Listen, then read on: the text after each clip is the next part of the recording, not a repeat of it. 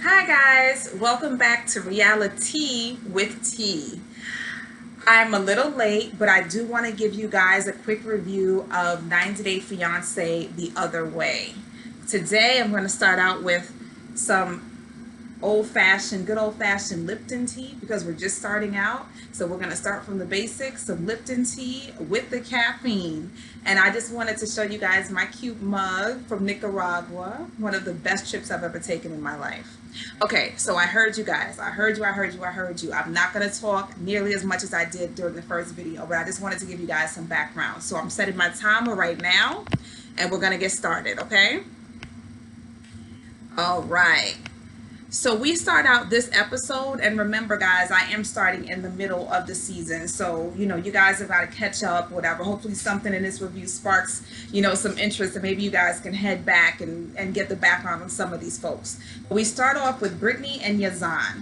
And at the end of the last show, Brittany was at Yazan's house. Brittany's coming from, I think, West Palm Beach, Florida, somewhere in South Florida, and she's a rapper. And she is trying to move to Jordan because she wants to marry her boyfriend Yazan. What she has not done is she has not told him or his family that she is still married to somebody, I believe, from Haiti. And I believe she couldn't find him or he was deported, and for whatever reason, they couldn't complete the divorce. So she's still married. So she's in his house and talking to his parents. She's covered up, and the father starts kind of asking her questions as soon as she walks in, and the mother, toward the end of the episode, just completely goes off on her.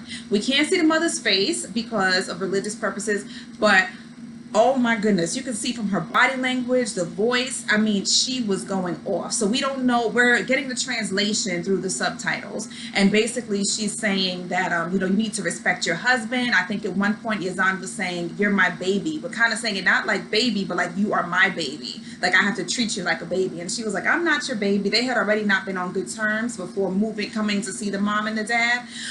So she was kind of already a little standoffish, but I didn't find her to be disrespectful. Now that's American standards. In Jordan, I guess just even her responding to her husband or saying, don't call me that or don't do that, was disrespectful. And the mother was not having it. She was upset. You've already been with him for about a year or two. Why have you not married my son yet? Basically, they want her to get married within a couple of days of arriving in Jordan, which she already is opposed to. Number one, because that's ridiculous, but also because she hasn't told him yet that she's still married, and that would be bigotry. So bigamy, so it's interesting to see the way that she kind of recoils, and she says to them, like, I'm not even being disrespectful. What did I say? They're yelling at her in Arabic, so she has no idea what's going on.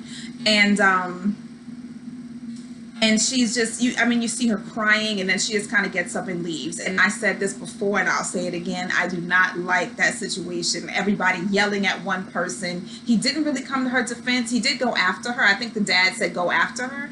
But, she doesn't even speak the language. And I'm meeting your mom and your dad, and she's yelling at me. And it was crazy, and I really felt for her in that moment. At the same time, again, I'm gonna tell you guys the other side. You're going to a new country, new culture, new ways of living, new ways of life.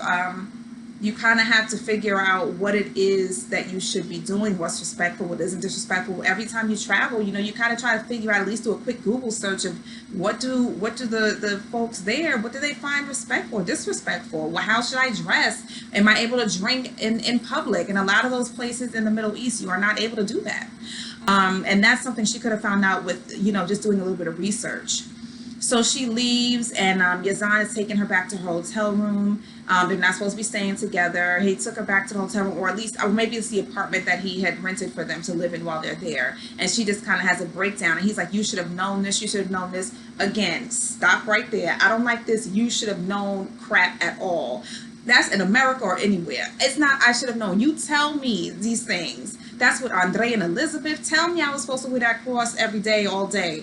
With Yazan, tell me whatever it is that your parents need from me. Don't sit up here after the fact and say you should have known. I can't read your mind. If you know something that you know I don't know, or you think I don't know, bring it up to me and tell me, educate me, because I don't know. I can't just randomly come out and say like, oh, yeah, I wasn't supposed to wear shoes in your home or whatever it is, and you never told me. Like, give me a heads up, you know. So I don't like that. You know, after everybody jumps on this person, all of a sudden you should have known this. I don't know this. I'm not at home. Tell me. You know, I'm just coming off the plane. You know. So but she got to the apartment and she was happy that he set up the roses, very romantic and sweet. You know, remote roses all the way up the hallway, roses in a heart shape on the bed. So she's happy, and she says maybe he does love me, and I think he does love her as well. But she says, I believe his culture is not going to allow him to be happy. So I guess time will tell. We'll see if she's actually going to be able to assimilate to that culture, or how that's going to work.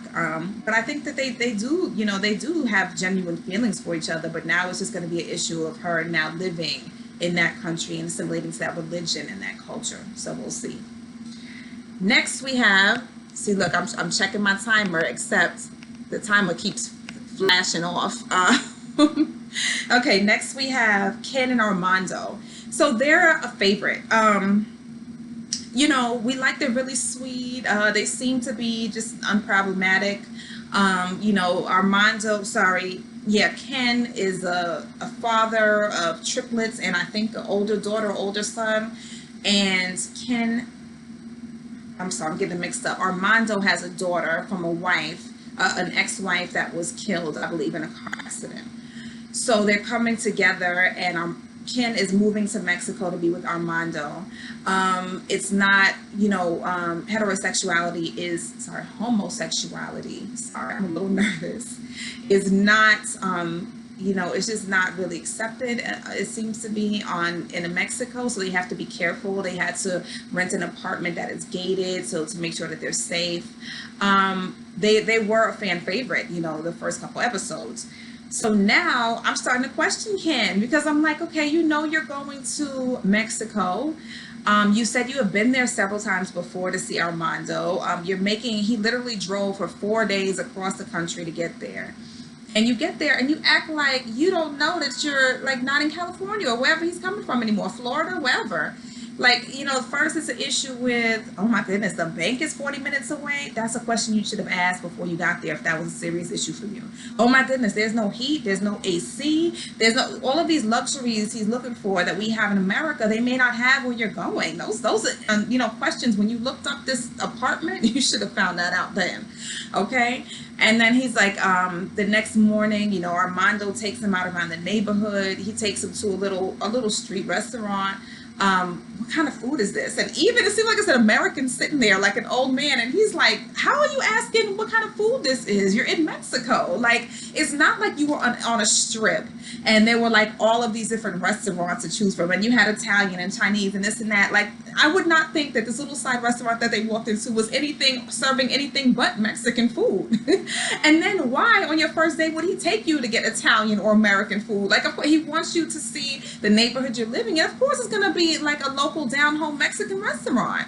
So then he sits down, and seems like he doesn't know a lick of Spanish, which makes no sense to me, because even when I travel somewhere for a week or two, you at least want to say hello, goodbye, be able to figure out where you are, like just know the basics. You're moving there supposedly for life. You should at least know the basics, okay? So he's all lost, and then Armando, I believe, he orders like a rice water, and he's like, oh, he asked him, can I taste that? What is that? He told him, and then he's like, oh, that's gross. Then later on, he tells him confessional. I don't really know what Armando's intention is, because he knows I'm kind of picky or finicky, and he allows me to taste that.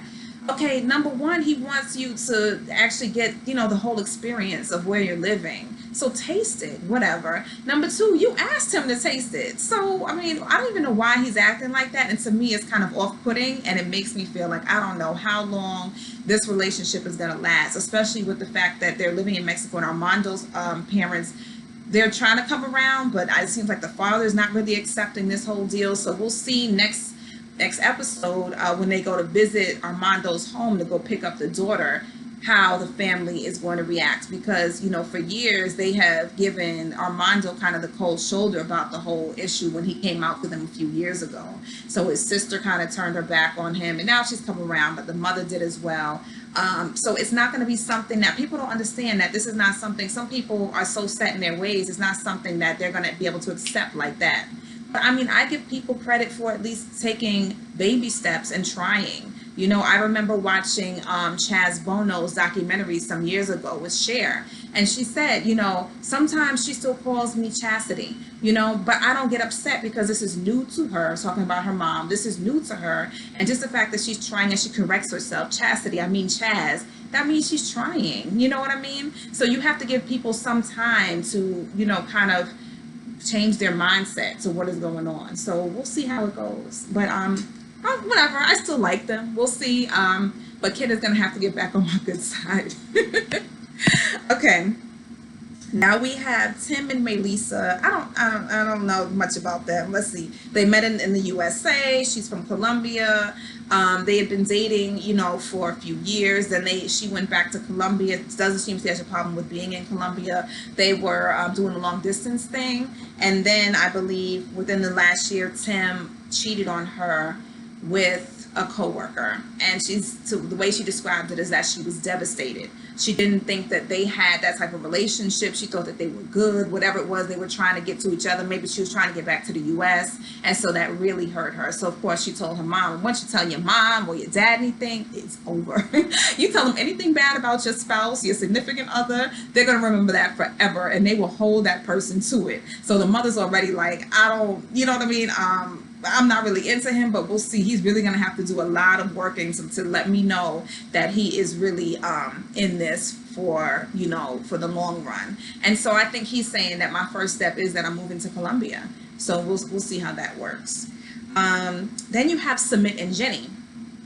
So Jenny is the older woman. I think she's about 61, who met Sumit online, and at the time Sumit was catfishing her. She was talking to Sumit, but I think he was using a different picture. So then somehow they found out that, you know, it was Sumit, and she still figured, you know, I'm still in love with him, so I'll move forward with this relationship.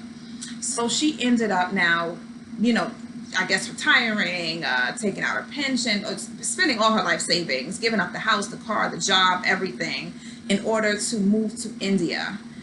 Because I don't remember the reason why he couldn't move to America. So she wants to move to India, leaving her daughters and grandkids. I think she maybe have a grandkid or two back in the U.S. So she gets to India, and you could already tell over the beginning of last season that this man was lying about everything. I mean, he's like, oh, my parents don't accept you, so I have to go. The parents think he's living with them full time, so I have to go stay with my parents for this amount of time.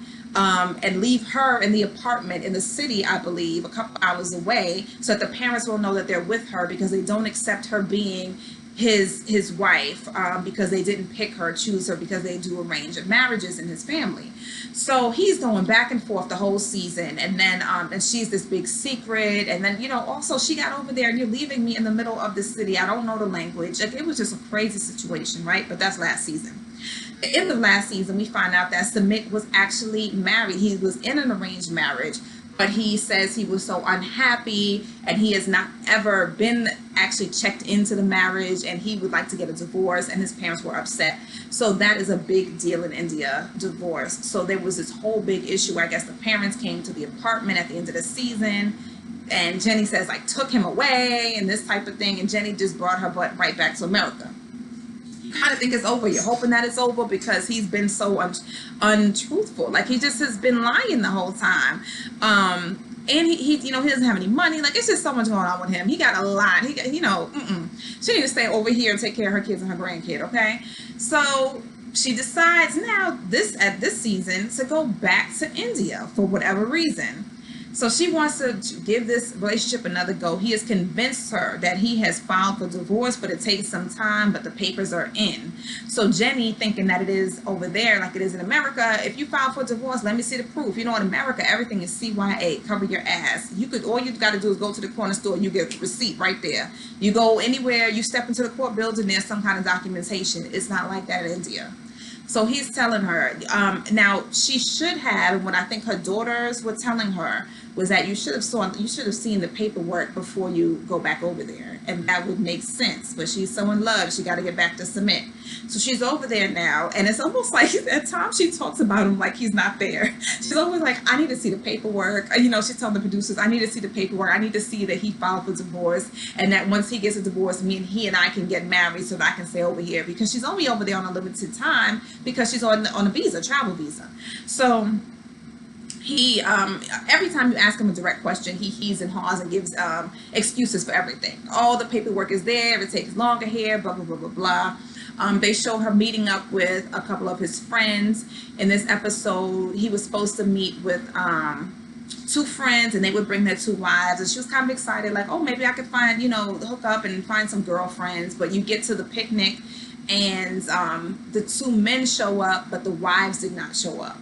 And then the two men, I believe, either to the producers, like maybe before they came, they were kind of like, oh, she looks like his grandma. They were being shady. You know what I mean? And, typically you're not really supposed to talk about your boy's woman like that, whatever, because he's about 30, she's about 61. And so they explained to Jenny, oh, our wives didn't come. One said his wife didn't come because she didn't agree with the marriage. And then the other one said, oh, his wife was sick, but you kind of know she didn't come for the same reason. So Jenny just kind of goes back into her original stance was, listen, I'm used to it. There's a lot of people that don't agree with our love. And the one thing I will say about Submit is he has been, this season standing up for his relationship with Jenny. Before he was kind of, keeping it secret, lying, this and that. But apparently he has told his parents, regardless of what you guys do, I'm going to stay with Jenny. We're going to be together. She's the one that makes me happy. And he tells his friends, like, listen, I feel like I'm at home with her. And I think that he does love her. I think they do love each other. But the issue with him is the culture, the laws, where he is. It's difficult to get a divorce. It's difficult for his families to accept a divorce. He's choosing somebody who is not in an arranged marriage. He's choosing somebody that cannot bear children for them. And either way, we never know who you hook up with. They might not be able to bear children, but in certain cultures, that's a big deal, like with Angela and Michael. So we'll see where this goes. You also do see them. She does take him to the clerk's office, the county clerk, and he does say, listen, divorces can take 2 to 5 years. It can, these things take a while. So she's kind of shocked, like, huh?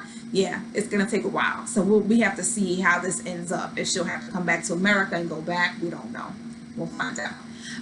So that's all I have for today. I'm trying to make it quick, simple, and to the point. Leave me comments, like, subscribe to the channel, and give me some feedback, and so I can address some of these things in the next video. I will see you next week. This is Married at First. No, this is not Married at First Sight. Come back for the Married at First Sight review. This is 90 Day Fiance, the other way. See you soon. Thanks for coming and enjoying tea, reality with tea.